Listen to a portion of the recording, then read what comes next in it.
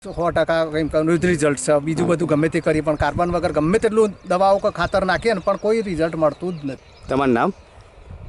પટેલ હસમુખભાઈ ઈશ્વરભાઈ, ગામ કાંકરોલ, તાલુકો હિંમતનગર, જિલ્લો સાબરકાંઠા. ઓકે હસમુખભાઈ, આપણી એક પ્રોડક્ટ આવે છે કાર્બન 84. હા, તમે આ મગફળીમાં વપરાશ કર્યો છે તો તમને એનું પરિણામ કેવું લાગ્યું?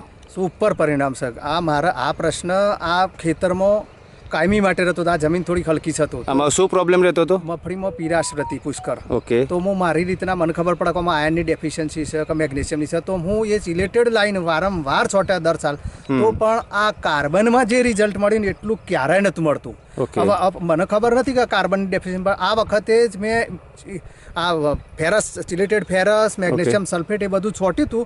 તો જતો જો એવી રિકવરી નથી. પછી કિરણભાઈ ત્યાં ગયો, તેમને કહ્યું કે કાર્બન છોટો. તો કાર્બન નાખ્યો. પછી મને ખબર પડી કે ઓહો, હવે તો કીધું બીજું કશું કરવાની જરૂર નથી. આ કાર્બન જ 100% આ બીમારીઓની દૂર કરે. એનો ટૂંકમાં દવા આપણને મળી ગઈ. હા, એટલે કાર્બન જ 100% કંઈ રિઝલ્ટ છે. બીજું બધું ગમે તે કરી પણ કાર્બન વગર ગમે તેટલું દવાઓ કે ખાતર નાખીએ ને પણ કોઈ રિઝલ્ટ મળતું જ નથી. ઓકે, અત્યારે આપણી આ મગફળી કેટલા દિવસની છે? 42 દિવસની છે. 42 દિવસની મગફળી છે.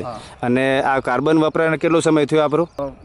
5 તારીખે વાપર્યો તો. ઓકે, 5 તારીખે વાપર્યો, 10-12 દિવસ જેવું થયું. 12 દિવસ, આજે 11 દિવસ થયા. ઓકે, તો 11 દિવસમાં ટૂંકમાં આપણને આ સારું પરિણામ. હા, તો રિઝલ્ટ દેખાય છે.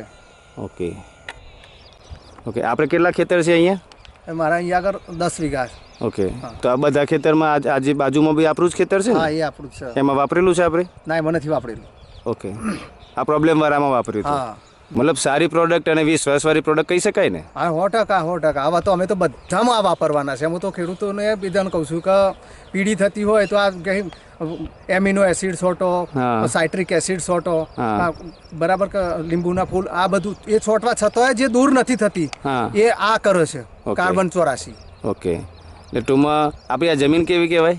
જમીન મીડિયમ, બહુ રેતાળ પણ નહીં અને બહુ કાળી પણ નહીં. ઓકે, તો એની અંદર આપણને સારું પરિણામ આમાં કહેવાય. તો તમારા બીજા કોઈ ખેડૂત મિત્રને આની ભલામણ કરવી હોય કાર્બન 84, તો તમે શું કહેવા માંગો? હું તો એ જ કહું છું કે હું જાતે, મને બધી કેમિકલી ખબર પડે છે કે આ ડેફિશિયન્સી આની છે, નાઇટ્રોજનની છે કે ફેરસની છે કે ઝિંકની છે, તો એ પ્રમાણે બધા જ નાખું છું. તો છતાં રિકવરી નથી મળતી. પણ જ્યારે આ કાર્બન વાપરે ને ત્યારે જ આ ટોટલી રિકવરી 100% રિઝલ્ટ છે. એટલે હું તો મારો પોતાનો અનુભવ છે, તો ખેડૂતોને એ કહેવા માંગુ છું. બરાબર, મારે કોઈ કાર્બન 84ની જાહેરાત કરવાની કેવો કોઈ મિનિંગ નથી, પણ મારા પોતાનો અનુભવ છે. બરાબર, અને ખેડૂતોનો ફાયદો થાય, બરાબર છે, એના માટે જ કહું છું કે આ કાર્બન 84 વાપરજો તમે, અને આ ડેફિશિયન્સી દૂર થાય. બધાથી થાકી ગયા હોય પણ આ અક્ષર છે રિઝલ્ટ એમ. Okay, thank you Hasmukhbhai.